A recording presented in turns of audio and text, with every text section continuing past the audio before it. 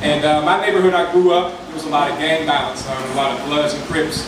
My neighborhood was Crips. And one Sunday, they blew away an old lady because she had a red dress on.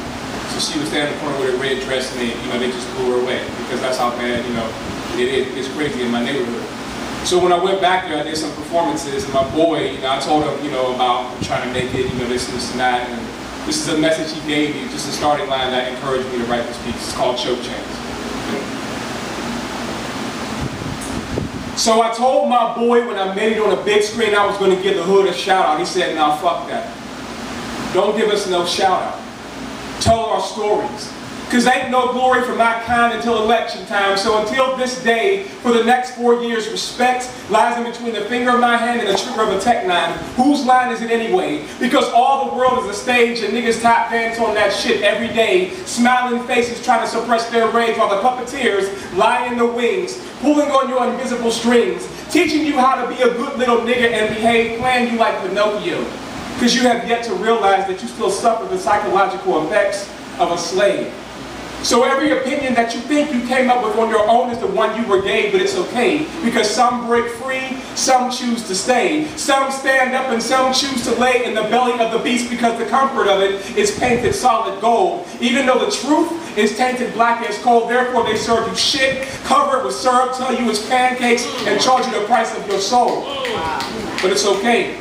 Because if you need another one, you can just buy one from MTV. One personality being sold to millions of black men. All you need is a fitted, some Timbs, and a white tee. Because ain't no sunshine once all that ice is gone, because this country treats you like you ain't shit unless your last name ends with Bryant or begins with LeBron. So until the crack of dawn, cats get their hustle on so they can make their wrist glisten like they've been wishing. But every day a new style pops up, so brothers feel like they ain't never got enough ties of blue rag around his head so he can finally get some attention.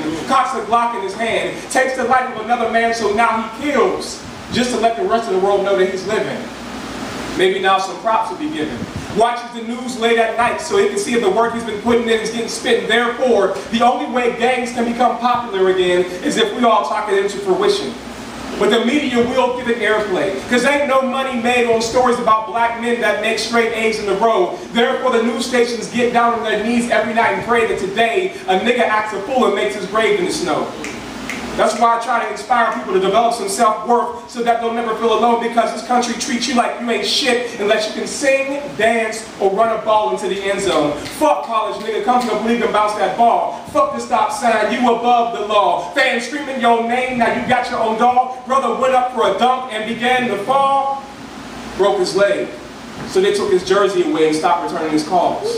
Now he works for the schools, mopping up the halls, comes home late at night and lives his life through old trophies that he has on the wall. 3 different men from 3 different walks of life.